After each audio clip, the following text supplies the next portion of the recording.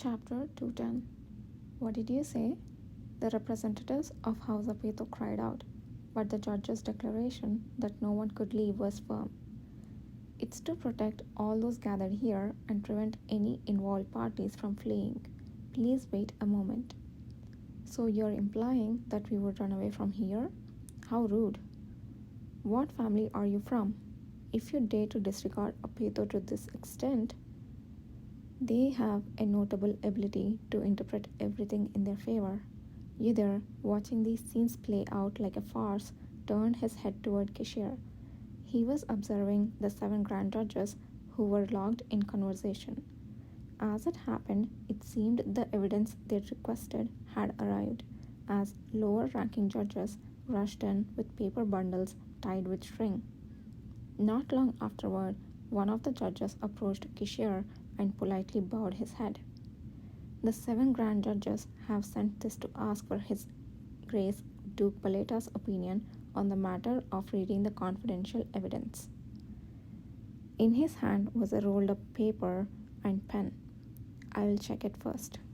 Yudhir stepped forward to receive them, making sure there were no problems in anticipation of any unforeseen circumstances. There is no issue. The content, they want to know which part of the submitted evidence we wish to designate for reading. Having confirmed, he passed the paper to Kishir. He quickly read the content and briefly wrote his response at the bottom. The judge took the reply and immediately returned to the 7 grand judges. Do you have any idea which part I designated? Kishir opened his mouth leisurely. Yudhir blinked a few times before replying softly. I didn't read the entire record, so I can't be sure. But since House Apeto has requested this to clarify why they have committed such acts, shouldn't it relate to that? Correct. A soft smile spread across Kishir's face as he leaned back in his chair. I tried to gloss over and skip the sad history of House Apeto for the sake of Prince Ashes. But if they insist on this, what can I do? They have no choice but to reveal the truth to defend themselves. With that remark, Yudhir instantly had an inkling of which part Kishir had requested. It must be the part related to the blood of blessing. How would House Apeto react when the sins they had long hidden came to light? They probably wouldn't be able to keep posturing so boldly. Even the mere thought brought a sense of satisfaction, but Yudhir was slightly curious if the 7 grand judges would indeed permit the reading of such a secretive part in front of everyone. But if it's that part, might not be the 7 grand judges refuse to accept it? The reason there are 7 grand judges is to decide the verdict by majority vote.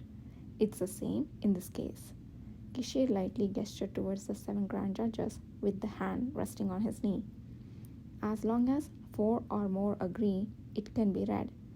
2 of them took bribes from Apeto this time, and 2 others, though not bribed, have deep connections with other ducal houses, and the remaining 3 were personally appointed by His Majesty the Emperor right after his enthronement.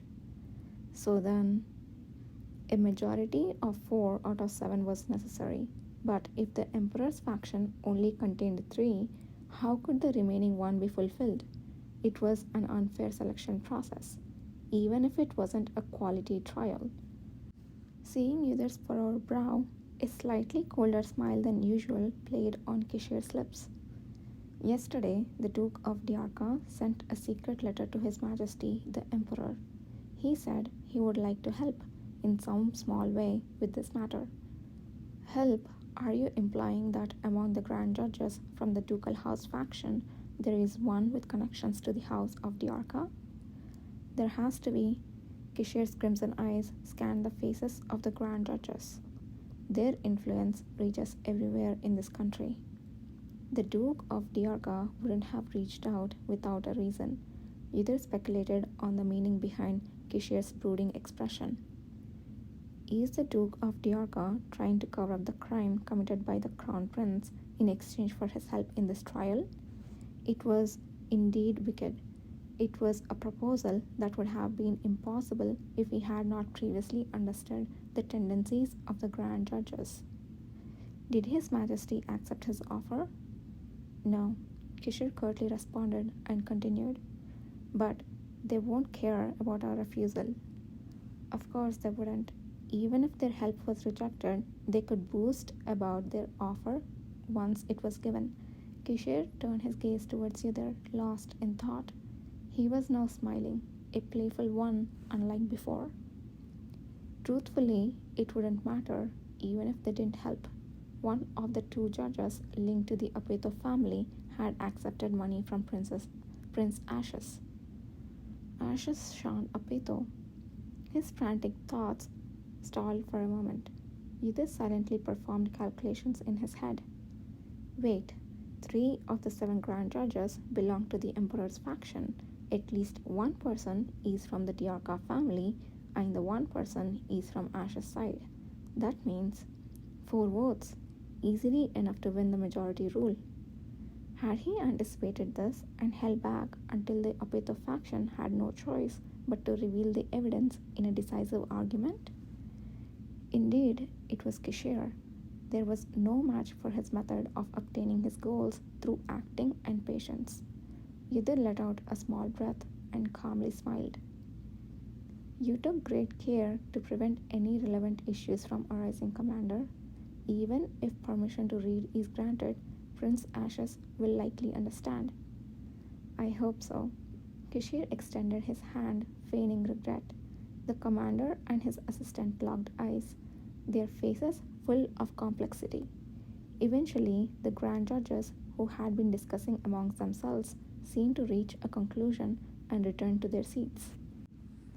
As a result of our discussion, 6 out of 7 grand judges agreed to the request of His Highness Duke Paleta. The designated section will be read by the judge shortly. That's preposterous. 6 votes? How could such an absurd thing happen? Although shocked voices arose from the Apeto side, the judge stepped forward undeterred. He raised the document in front of the excited and curious spectators and began to read the words written. Lately, I feel my illness is deepening. It has been like this since I was born, but now I truly do not know how much longer I can live. The incurable disease that doesn't respond to any medicine or divine power and can't be cured by magic has long proven our Apeto's glorious and sad history. The section he had read was part of a record that Beltrel had written in diary format. While not directly mentioning the blood of blessing by Apeto, he knew that the nobles in the capital were well aware that many frail individuals had been born generation after generation in the house of Duke Apeto. In the midst of everyone holding their breath, a representative from the Apeto side hastily ran out to stop him. You can't. Apeto did not agree to this. Can't you stop at once? What is this nonsense in a sacred courtroom? Take him out. No way.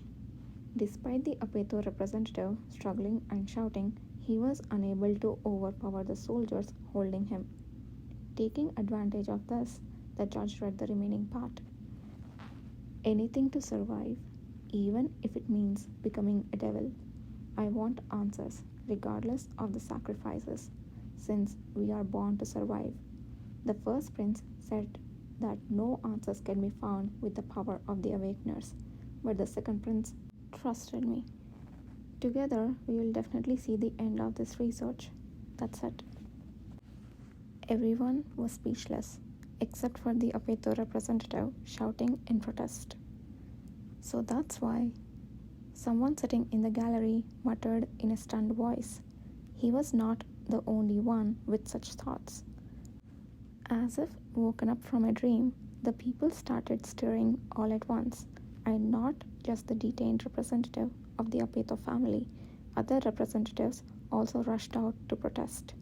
Echoing around was the Apeto side's refusal to agree to the disclosure of this information and allegations that it was an outright lie. Yudhir turned his eyes to the oldest man who was banging on the desk in front of him with a husky voice. Regardless, it's already not an issue for the second prince and elder priest Beltrail. Duke Apeto has nothing to do with it. Don't drag him into this disgraceful affair. No involvement? Really? Once again, when Kishir opened his mouth, the angry glances of the Apeto family's representatives turned back to him. Even if the late second Prince Lenore held Beltrail, do you think all of this could have been possible without the tacit approval and help of the Duke? Don't speak without evidence. Evidence? I will, of course, present it. What? What are you? Whether they were speechless or not, Kishir did not rise from his seat, but instead smiled.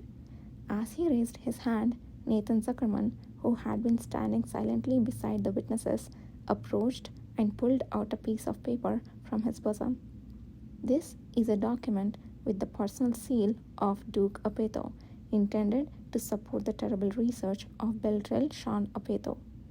For a moment, Ydir heard a roar that seemed to shake the entire imperial court. We didn't hear such a thing. It's a lie. It's a lie. It's a manipulation by Duke Paleta. It's definitely a fake. Whether it's fake or not, you'll know when you see it. Kishir elegantly twisted his hand and extended the paper toward the grand judges. I will submit the final piece of evidence. It's over. Either watching the Apeto representatives in chaos and despair and the murmuring crowd had a feeling that everything was now over.